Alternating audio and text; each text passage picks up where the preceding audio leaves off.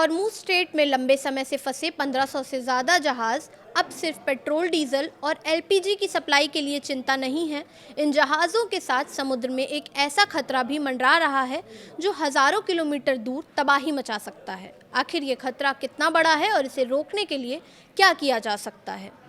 नमस्कार, मैं प्रिया श्रीवास्तव और आप देख रहे हैं न्यूज़ 18। हॉर्मुज़ स्ट्रेट दुनिया के सबसे अहम समुद्री मार्गों में से एक। लंबे समय से यहाँ जहाज़ों की आवाजाही बाधित होने से इसका असर तेल, गैस और वैश्विक व्यापार पर पड़ रहा है।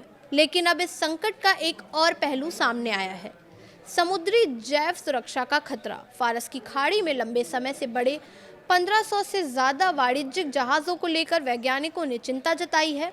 वजह है इन जहाज़ों की बाहरी सतह पर जमा होने वाले समुद्री जीव, शैवाल, परजीवी और दूसरे माइक्रो ऑर्गेनिजम्स। दरअसल जब कोई जहाज़ लंबे समय तक समुद्र में एक ही जगह खड़ा रहता है तो उसके निचले हिस्से पर समुद्री जीव चिपकने लगते हैं। इस प्रक्रिया को बायोफ्यूलिंग कहते हैं। अब इसका असली खतरा तब पैदा हो सकता है जब हॉर्मुज़ स्ट्रेट खुलने के बाद ये जहाज़ अलग अलग देशों के बंदरगाहों की तरफ रवाना होंगे।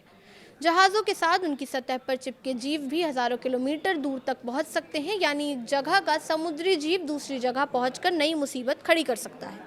किसी बाहरी प्रजाति के नए समुद्री क्षेत्र में पहुंचने पर कई बार उसके प्राकृतिक दुश्मन मौजूद नहीं होते।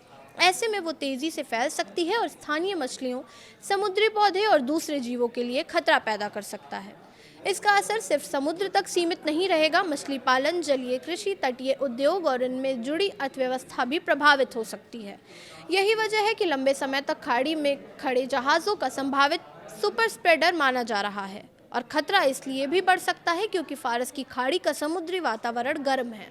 गर्म पानी कई समुद्री जीवों के लिए अनुकूल परिस्थितियां पैदा करता है, यानी जहाज़ जितने लंबे समय तक खाड़ी में खड़े रहेंगे उनकी सतह पर जैविक सामग्री जमा होने की संभावना भी बढ़ सकती है। बताया जाता है कि फारस की खाड़ी में पहले से 50 से ज़्यादा गैर मूल समुद्री प्रजातियां मौजूद हैं। ऐसे में यहाँ लंबे समय से रुके जहाज़ों की एक साथ आवाजाही शुरू होने पर जैव सुरक्षा की चुनौती और बढ़ सकती है। अब सवाल है, हॉर्मुज़ को लेकर चिंता इतनी ज़्यादा क्यों है? दुनिया में कुछ समुद्री रास्तों को चोक पॉइंट कहा जाता है। ये ऐसे रणनीतिक मार्ग हैं जहां आवाजाही बाधित होने पर वैश्विक समुद्री व्यापार प्रभावित होता है।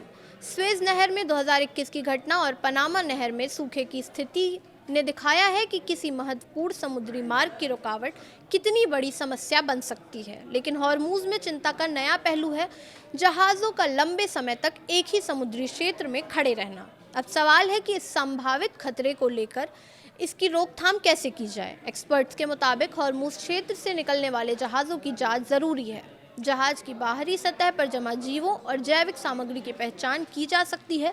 ज़रूरत पड़ने पर जहाज़ की अंडर वाटर सफाई भी की जा सकती है, लेकिन यहाँ भी सावधानी बेहद ज़रूरी होगी, क्योंकि अगर सफाई के दौरान जहाज़ से निकली जैविक सामग्री सीधे समुद्र में चली गई तो समस्या कम होने के बजाय और बढ़ सकती है। इसके अलावा ईडीएनए यानी पर्यावरणीय डीएनए तकनीक भी मददगार हो सकती है। समुद्री पानी के नमूने की जांच करके संभावित बाहरी प्रजातियों की मौजूदगी का पता लगाया जा सकता है। ऑस्ट्रेलिया और न्यूजीलैंड जैसे देशों में समुद्री जैव सुरक्षा के सख्त नियम हैं। वहाँ संदिग्ध जहाज़ों की जांच और ज़रूरत पड़ने पर सफाई की व्यवस्था है।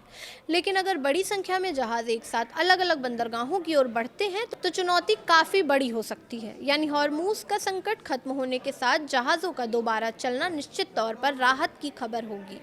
लेकिन निगरानी सिर्फ तेल और गैस की सप्लाई पर नहीं करनी होगी। नज़र इस पर भी रखनी होगी कि इन जहाज़ों के साथ कौन कौन से समुद्री बिन बुलाए मेहमान दुनिया के दूसरे हिस्सों तक पहुंच रहे हैं, क्योंकि एक आक्रामक समुद्री प्रजाति अगर नए इलाके में जम गई तो इसे नियंत्रित करना मुश्किल और महंगा हो सकता है।